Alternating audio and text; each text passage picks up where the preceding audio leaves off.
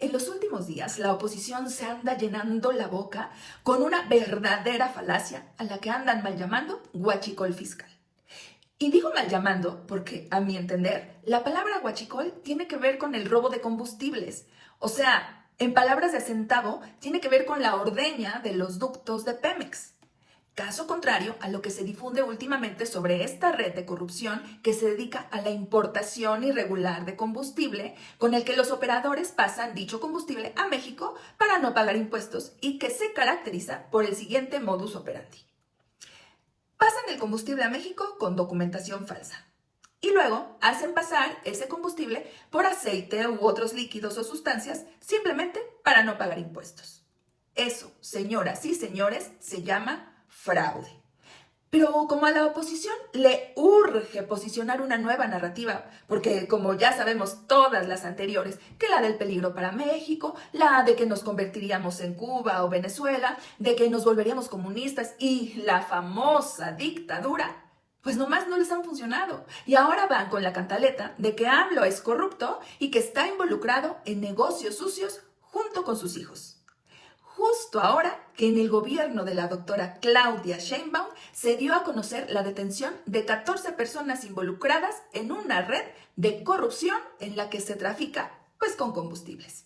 Y esto para la derechiza es como un suspiro en la oreja que hace que se les enchine el cuero nomás de saber que ahora podrán decir que AMLO engañó a México cuando dijo que prácticamente ya se había acabado con el huachicol. Ay, pero hoy se las vamos a refrescar a todos esos a los que se les hace agua a la boca para acusar a AMLO de un fraude, que además tuvo su apogeo nada más y nada menos que en el sexenio de Felipe Calderón, que fue él quien, sin importarle que se trataba de un asunto de seguridad nacional, les compartió el mapa de los ductos de Pemex a gobernadores de la peor calaña, como Fidel Herrera y Javier Duarte en Veracruz, Granier en Tabasco, Eugenio Hernández en Tamaulipas y el mi rey de mis reyes, Enrique Peña Nieto, entonces gobernador del Estado de México.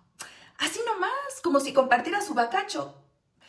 Bueno, yo creo que su bacacho lo cuidaba más que al petróleo mexicano. Y ya que mencioné a Peña Nieto, déjeme decirle que fue con su famosa reforma energética cuando lo poco que se podía controlar de Pemex terminó de descontrolarse. O sea, que como decía mi abuelita, ahí fue donde la puerca torció el rabo. Porque resulta que los permisos de importación, exportación y los de comercialización de combustibles al amparo de la dichosa reforma energética se dieron a diestra y siniestra y sin que los beneficiarios acreditaran ni siquiera dónde iban a almacenar el combustible, cómo harían las entregas, ni siquiera a quiénes abastecerían. Tampoco se revisó si las personas físicas o morales beneficiarias de los permisos en realidad tenían alguna empresa o eran fantasmas, lo que provocó que muchas operaran como factureras, usadas además para evadir impuestos y otras actividades ilícitas, según el artículo de Ana Lilia Pérez en Sin embargo, donde explica además que el llamado libre mercado en el ámbito de los combustibles a partir de la reforma energética del peñanietismo se usó como patente de corso, o sea, licencia para el contrabando, porque los poseedores de esos permisos comenzaron a utilizarlos para meter combustibles proveniente principalmente de Texas que traían con documentación que decían que eran aceites, naftas o alguna otra materia prima que evadía el pago de impuestos, utilizando también documentación apócrifa, o sea, falsa. Pero a la derecha se le hace fácil voltear la tortilla y decir que el combate al contrabando de combustible, mejor conocido como huachicol fiscal, es nuevo, con tal de desprestigiar la imagen del expresidente AMLO. Pero se les olvidan pequeños detalles como estos que relata Fabricio Mejía Madrid en su videocolumna de la semana pasada, en Sin embargo, en donde nos cuenta que el 13 de julio de 2022, tanto la Profeco, el SAT, Pemex, así como la Secretaría de Marina, hicieron el operativo contra las gasolineras y buques de Ciudad del Carmen, propiedad de Grupo Imperial y su distribuidora FUBA, por venta de gasolina robada. Se les rescindieron los contratos con Pemex y les clausuraron una toma clandestina.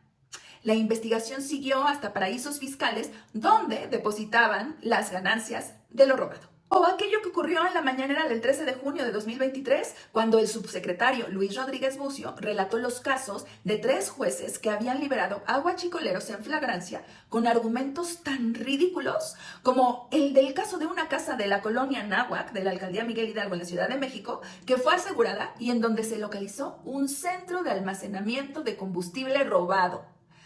Pero el juez Arturo Medel Casquería decretó el no ejercicio de la acción penal contra el dueño simplemente porque no se acreditó si la toma clandestina estaba en el número 100 o en el 100 bis, aun cuando se trataba del mismo predio y que el dueño aceptó que él mismo había cambiado el número a 100 bis. El segundo caso en Hidalgo, en donde Pemex identificó 615 tomas clandestinas en una hacienda con la ayuda de perros. Pero la jueza Gabriela Capetillo Piña liberó al dueño de la propiedad, pues simplemente porque los perros no se usan para detectar el huachicol. Y un tercer caso fue en Tlajomulco de Zúñiga, Jalisco, en donde una persona fue detenida por la Guardia Nacional en flagrancia al ser sorprendido realizando maniobras de remoción de tierra en el poliducto Salamanca-Guadalajara, donde también se le encontró un niple que se usa para la extracción de combustible. Pero cuando fue presentado ante el juez de control Edgar Alonso Ambriz, del Centro de Justicia Penal de Jalisco, por el delito de alteración de ductos, este simplemente ordenó su libertad. ¿Por qué creen? Porque le faltaban las pinzas con las que se podría considerar que en efecto buscaba hacer una toma clandestina.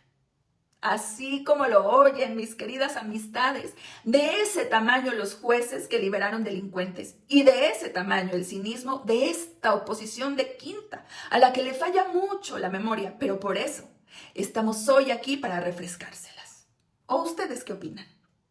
Yo soy Mía Sandoval y les deseo muy buenas noches.